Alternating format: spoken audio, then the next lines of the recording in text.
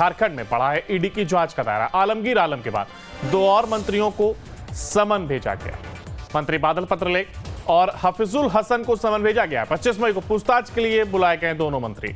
12 मई को मंत्री आलमगीर आलम को मिला था समन। आलमगीर आलम के 14 और 15 मई को हुई थी पूछताछ। 15 मई को पूछताछ के बाद अरेस्ट हुए थे आलमगीर। तो झारखंड सरकार के 2 और मंत्रियों को ईडी ने समन भेजा है और अब ईडी ने झारखंड सरकार के मंत्री बादल पत्रलेख और हफीजुल हसन को समन भेजा है और उन्हें पूछताछ के लिए बुलाया गया। 25 मई को रांची के हिनू स्थित ईडी दफ्तर बुलाया है। ईडी दोनों मंत्रियों से पूछताछ करेगी। यहां पर बता दें कि इससे पहले मंत्री आलमगीर आलम को ईडी ने टेंडर कमीशन से जुड़े मामले में 12 मई को समन भेज करके पूछताछ के लिए बुलाया था और ईडी ने उनसे 14 और 15 मई को पूछताछ की थी। मंत्री के पीएस संजीव लाल और सहायक जहांगीर आलम के घर से 35 करोड़ रुपए की बरामदगी मामले में ईडी ने कांग्रेस नेता आलमगीर आलम से पूछताछ की थी। फिर 15 मई को उन्हें गिरफ्तार कर लिया गया था। तो मंत्री बादल पत्रलेख और हफीजुल हसन को भी अब समन भेजा गया है और अब दोनों से पूछताछ की जाएगी। और इसी पर ज्यादा जानकारी के लिए हमारे साथ हमारे संवाददाता सूरज कुमार हमारे साथ लाइव जुड़ गए। सूरज, देखिए लगातार जिस काम और आप जिक्र भी कर रहे थे कि शिकंजा कसता जा रहा है और अब 2 और मंत्री भी इस जांच के दायरे में आ गए और बादल पत्रलेख को भी अब पूछताछ के लिए बुलाया गया।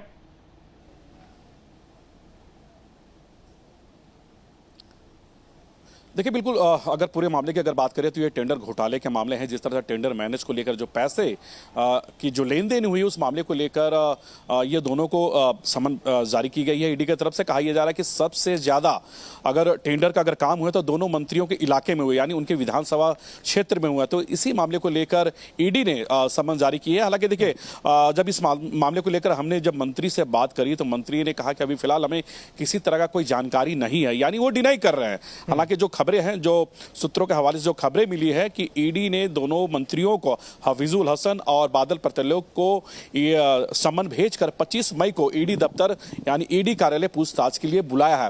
हालांकि देखिए, इससे पहले टेंडर घोटाले और टेंडर मैनेज के मामले में जिस तरह से पैसे के लेन देन हुए हैं, जिस तरह से कमीशन के लेन देन हुए, उस मामले को लेकर पूर्व सचिव यानी विभाग के पूर्व ग्रामीण विकास विभाग के पूर्व सचिव मनीष रंजन को भी ईडी ने सम्मन कल भेजा है और कल सुबह 11 बजे ईडी के अधिकारियों ने पूछताछ के लिए मनीष रंजन को ईडी दफ्तर बुलाया है।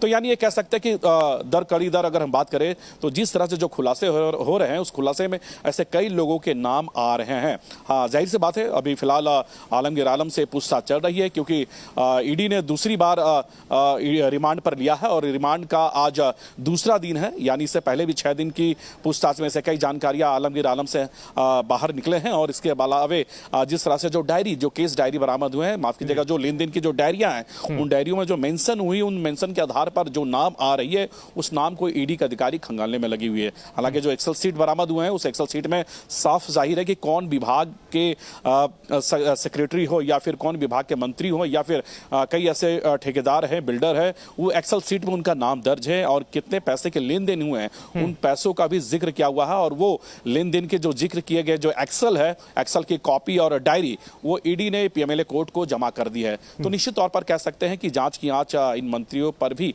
आ सकती है क्योंकि कहा यह जा रहा है कि ग्रामीण विकास विभाग के सबसे ज्यादा कामकाज इन्हीं मंत्रियों के क्षेत्रों में हुई है, यानी इनके विधानसभा क्षेत्र में हुए है। तो जाहिर सी बात है अगर उनके विधानसभा क्षेत्र में अगर काम होगी तो कमीशन की बातें सामने आएगी क्योंकि कोई भी ठेकेदार हो या फिर इंजीनियर हो, वो मोटी रकम वहां के स्थानीय विधायक को, स्थानीय मंत्री को वो दिया करते हैं। तो संभवतः इसी मामले को लेकर ईडी ने सम्मन भेजी होगी।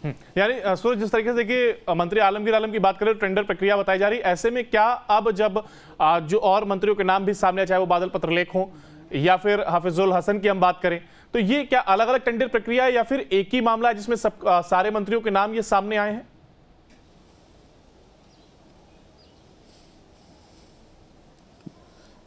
देखिए फिलहाल तो अभी अंकुर इस मामले को लेकर मंत्री अभी डिनाई कर रहे हैं कि हमें किसी तरह का कोई सम्मन आया है, लेकिन सूत्रों की माने तो दोनों मंत्रियों को ईडी ने सम्मन भेज दिया है। 25 तारीख को पूछताछ के लिए बुलाई है और ये जो प्रक्रियाएं जो आप कह रहे हैं टेंडर मैनेज को लेकर, जिस तरह से जो खुलासे हुए हैं और खुलासे में ये क्लियर है कि लगभग 3000 करोड़ के ये मनी लॉन्ड्रिंग हुए हैं। ये जो टेंडर घोटाले हैं अंकुर लगभग 3000 करोड़ के बताया जा रहे हैं, जो सूत्रों से खबरें मिल रही है। तो ये एक बड़ी रकम की लेन देन हुई है। इस बड़ी रकम में मंत्रियों को भी कमीशन की जो राशि है वो वो भी पहुंचा करती थी लगभग 1.25%, 1.25% जो टेंडर की जो कमीशन है वो पहुंचा करती थी। इसके अलावा जो सेक्रेटरी है, ये टेंडर का पैसा सेक्रेटरी के पास भी जाया करती थी।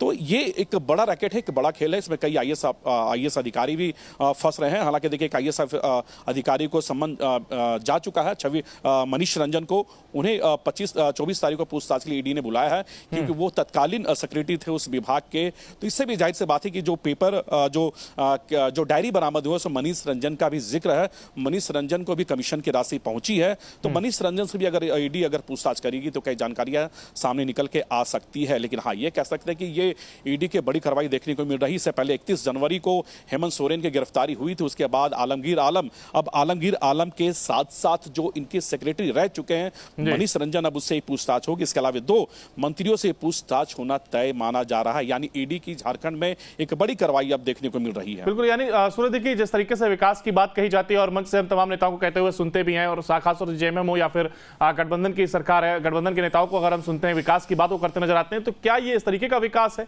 या क्या ये विकास के नाम पे एक धब्बा नहीं है सरकार पर या मंत्रियों पर?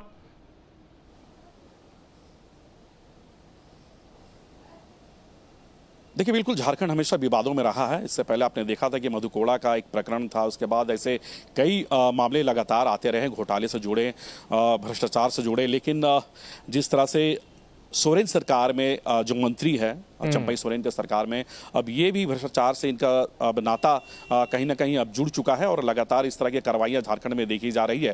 हालांकि देखिए, झारखंड में विकास जितनी होनी थी उतनी विकास नहीं हो पाई। हाँ, लेकिन मंत्रियों के और अधिकारियों के पूरी तरह से यहाँ पर विकास देखे जा रहे हैं। सबसे ज्यादा अगर विकास हुआ तो झारखंड सरकार के जो मंत्री हैं, मुखिया है, उन पे हुई है। तो जहां तक झारखंड की बात है, जहां तक जो कमीशन खोरी की बात है, तो ये झारखंड का और कमीशन खोरी की ये पुराना नाता रहा है, और ये नाता अब खुलकर भी सामने आने लगी है। और देखिए किस तरह से ईडी भी अपनी काम कर रही है। हाँ, लेकिन ये कह सकते हैं कि फिलहाल जिस तरह से ईडी काम कर रही है, और ईडी जो लगातार बैक टू बैक यहाँ पर रेड मार रही है, और जिस तरह से भ्रष्टाचार को उजागर कर रही है, तो अब कहीं ना कहीं ईडी भी अब सवालों के घेरे में है। विपक्ष के लोग कहते हैं कि भारतीय जनता पार्टी के नेता और मंत्रियों पर कार्रवाई नहीं होती है, यानी जो जांच एजेंसियां हैं वो बीजेपी के इशारे पर चल रही है, और बीजेपी के इशारे पर ही जो नन बीजेपी स्टेट है उस स्टेट में काम हो रही है यहाँ पे।